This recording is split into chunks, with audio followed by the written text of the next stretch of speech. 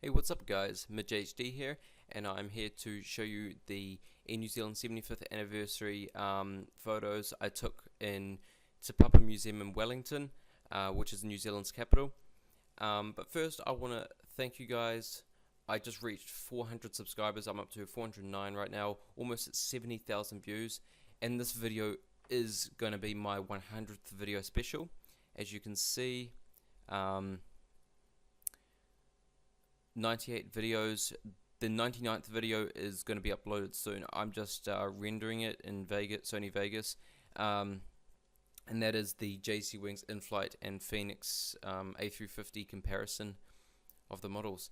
But first, well, not first, but I will show you the photos that is my 100th video special.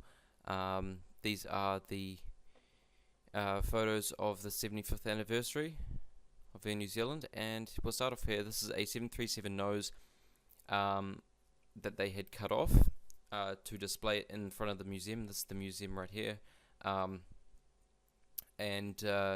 this cost a couple $100,000 New Zealand dollars to along with promotion and all that in the museum, and it was well worth it for New Zealand. They got so much love for this, and you can see they got the 75 there on the nose with all that stuff. This they cut it off in Christchurch, which is like the domestic hub for Air New Zealand. So they cut off in Christchurch and trucked it all up and then on ferry into Wellington. If you know, New Zealand is split into two islands: the North Island, South Island, and Wellington's the North Island, and Christchurch is in the South Island. So they had to ferry it across. As you can see, they're celebrating the journey together, 75 years. And here's a look at the aircraft. I didn't spend too much time in here. We were sort of rushed through a bit. Some of the photos you might see here are blurry, and you can see the flight attendant seat, the galley, and some. Along the door here, some switches and some light switches, and the PA phone. There's some switches on the roof of the cockpit, and here we have the glass cockpit here from a 737-300. It's got everything. It's the wires are still in, but they've been cut off at the back where they've cut the aircraft off. You can see all the fuel gauges in the horizon thing, the altimeter, speed indicator, all this kind of stuff. Here's a little thing that they can program stuff into. Here's behind the 737. This is a short Solent, I'm pretty sure. It's a flying boat.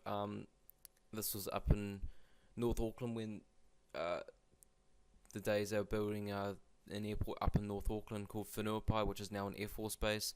That used to be Auckland's airport, but now it's they moved it down into South Auckland.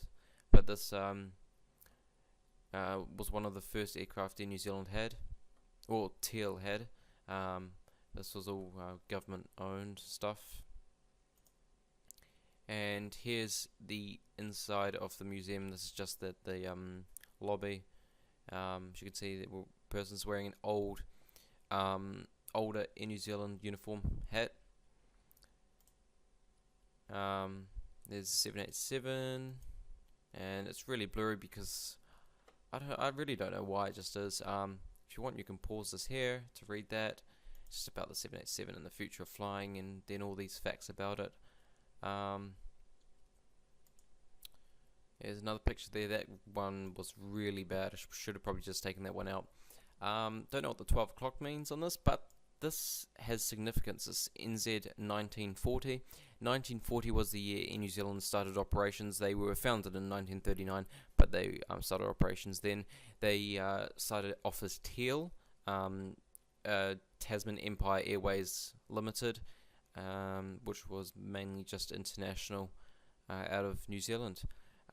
So that's why they called it NZ 1940. And there's me in the picture as well, as you can see my reflection. Anyway, these are some, like they've got a small gallery there, and they've just got some pictures. So this is like the older Air New Zealand uniform they had a few years ago for like 2 or 3 years, and then this is all the newer stuff.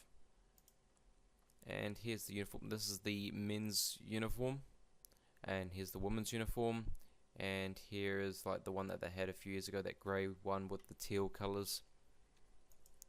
And then we've got sort of like 1980s type stuff here. We've got 747-200. I think that's there was the most probably one of the most famous 747-200 pictures of Air New Zealand, with the uniform back in the day. And this is probably like a 1970s, 1960s uniform. This is the sort of the years when Air New Zealand had a bit of more class. So did a lot of other airlines. As you can see, more older uniforms. That's right here, NAC 73. I think it's 737-200, could be 100. And NAC was a domestic airline of New Zealand called National Airways Corporation, and in New Zealand or Teal at the time were in fact the international carrier before they merged. And there we go, some more. There's a DC-8 with the New Zealand with the stars, like the Southern Cross, and you can see they're standing on the wing, I think, of an NAC 737. Quite old pictures. There's some more there. And yeah, another older uniform or uniforms. Some more stuff. I can't remember the aircraft type, but it was a workhorse for well back in the day it was a workhorse. And this is the engine and the propeller. Richard Pearce, if you don't know him, he was a famous New Zealander known for his work in aviation. He I guess he flew. He kind of did fly. It was more hopping, as it says here, long hops. But he actually did fly before the Wright brothers in 1899. But it was uncontrolled.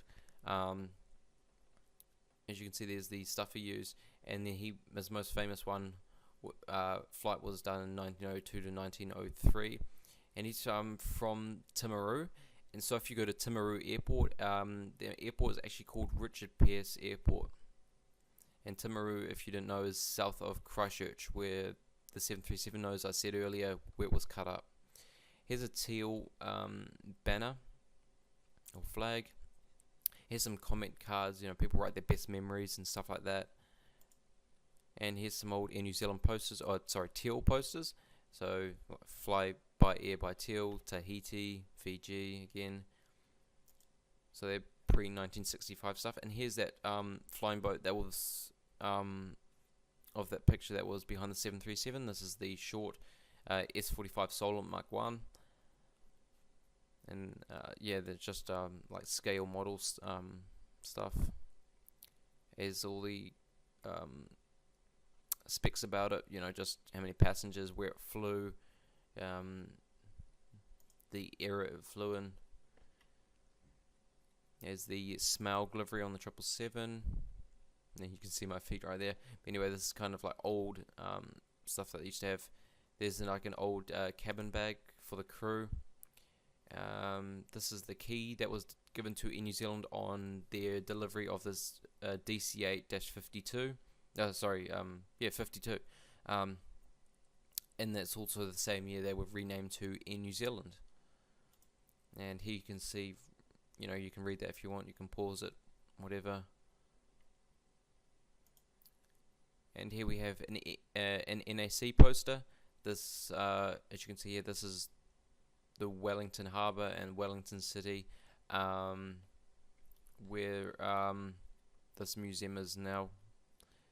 So yeah, and this one is blurry, which annoys me. I don't know why. And trust me, I wasn't moving when I took the pictures. I just think my phone wasn't that great. As you can see, you've got some posters like Mount Cook Airlines,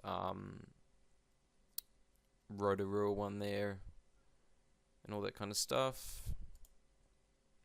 Here we have some more, like Samoa, Queensland, USA, London. So, yeah, and all those, Norfolk Island.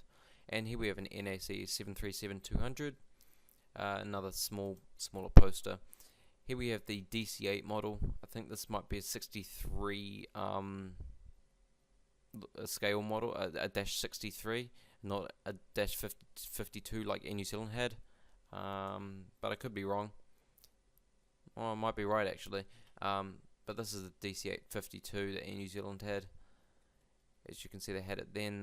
Those are the routes they flew it to, and all the other stuff that's there. Here's an old Air New Zealand cabin layout. As you can see, it's all in the old Air New Zealand retro colours. So this sort of stuff you would have seen back in those days. This stuff here, the China wear, that is worth a lot of money these days, and we're glad we've got some. This is an Air New Zealand DC-8 cargo. Some of them were combis. They definitely had PAX ones, but they had a cargo one, or more than one cargo one. I'm not actually sure, but you can see they're transporting horses. And here's the 777-200ER in New Zealand. This is the Pacific Wave. That's what this photo is all about. This is my favourite in New Zealand livery of all time. I don't think they should have done away with it just yet, although it hasn't been phased out through the entire fleet. But it could have lasted at least another 10 years. It's an amazing livery, and it's quite modern as well. And it shows, it actually represents New Zealand and shows, you know, it represents New Zealand better. It represents New Zealand better. It's got a better meaning than the newer stuff now, like the black on the aircraft. But that's my opinion. I think the 777-200ER was the second aircraft type in New Zealand's fleet to receive the Pacific Wave colours. I think the 747-400 might have been the first one. But here we have the 747-400 model. And then we have quite a famous poster here, for one main reason. There's some F-27 Fokker friendships there, but this picture right here, this lady right here, Jean Batten, famous in New Zealand, famous New Zealand aviation pioneer. I think she might have been the fastest woman to ever cross the Pacific from New Zealand to USA or something like that. But she might have also been the fastest person to fly solo trans-Tasman. So from I think if she flew Auckland, New Zealand to Australia, or Australia to New Zealand, but I'm pretty sure she was the fastest person to do that solo. And yeah, just a really famous New Zealand pioneer. Just, yeah, another photo of that. And then we got the 747-400 specs and stuff like that. As you can see, 2014. It always saddens me. September 2014. You probably know I did the videos on that, but it's just sad to see them go. They were built well before their time. They left, and the 747-400 especially, I think left well before its time. It's just efficiency, but it's just an amazing aircraft. Here we have another cabin layout from a few years later. So yeah, and then we have a mock-up of an engine, like a scale size engine. Here's the intake at the front here, and then here's all the workings on the inside. There's a lot going on here. This here was up at the top here, that was like the first gay wedding in New Zealand skies or something. This here, very, very famous photo. This is at the 30th anniversary of the Erebus crash. What it was, if you don't know, it was a DC-10 in New Zealand in the 80s. I'm pretty sure in the 80s. And it was the 30th anniversary of that crash.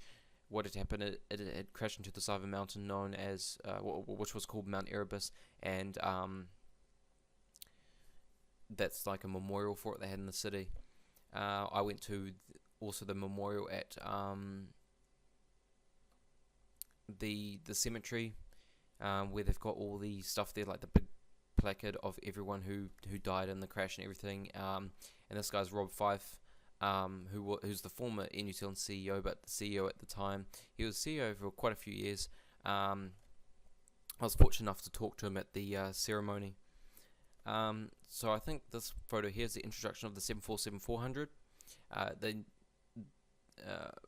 In New Zealand had a couple, about maybe three of these aircraft that had the Rolls-Royce engines, but you probably would have seen them with the more popular GE or Pratt & Whitney engines. I'm not sure which ones they had, but they had one of the two after that one, just because the efficiency of their operations. As you can see, there's a All Blacks scheme. Well, you probably can't see it, but there's an All Blacks scheme painted on the New Zealand 747-400. This was the first 777-300ER that was in New Zealand's fleet, and this one here is ZKOKN, which was the second 777-300ER. But this is arriving in Auckland with a Maori haka, performed by some ground crew, like I think they might have been baggage handlers, when Lord, the New Zealand singer, arrived after getting a Grammy Award. And there's that picture again. And here we have the Hobbit plane, 787-9 model, and then I think this is a 737 engine. There's all the components to it.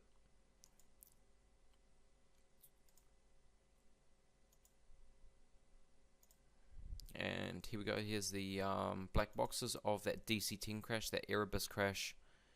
So they've taken all the recorders out and left the cases on exhibition.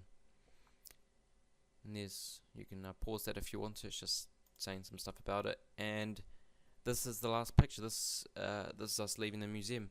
So I want to thank you guys for watching. I'm not sure what you would think of the video, but just tell me in the comments if you think this was a good video. I thought it'd be a really good video to do, considering it's in New Zealand's 75th anniversary, and it's the it's my 100th video special. So yeah, I want to thank you guys for watching. I really hope you did enjoy. Please subscribe, comment, like, share. I've got ton of new stuff on the way. I've got my first video I ever filmed while plane spotting. That was a Boeing 787-8 in the Boeing house colors, and I've got my trip down there, my in-flight trip, which I'll put up later, where I went down to Wellington for this exhibition. And there's a whole lot of new models on the way, so make sure you stick around for that. And also, I would like to add that I am starting up a Facebook page and Twitter for my channel, so those links will be in the description, so please go like the page and follow. There will be updates, and you'll know when I'm gonna do like unboxings, like when I get new models and stuff like that. So I guess I'll see you guys next time.